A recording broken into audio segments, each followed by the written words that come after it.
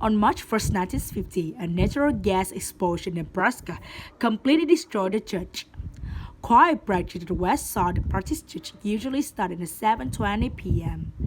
The church exploded at 7:25, but not a single person was killed or injured. The choir members usually arrived early, but on that day, every single one of them was late.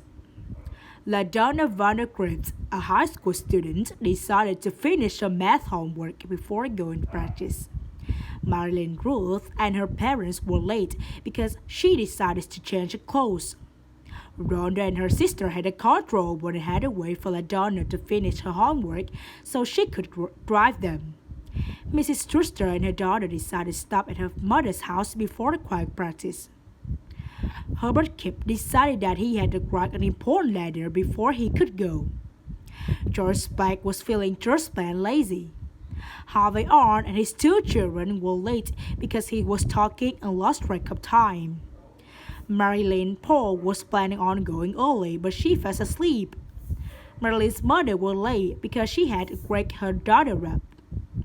Lucy Jones and Dorothy Good, both high school students, decided to finish listening to a radio program before going. All 15 of these people made small choices that saved their lives. Why did they make these decisions?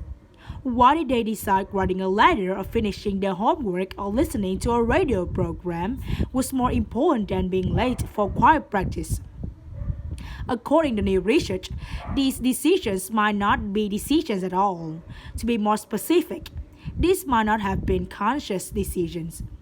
In a recent research study at the Max Planck Institute, participants were given a choice to press a button with either their left or right hand.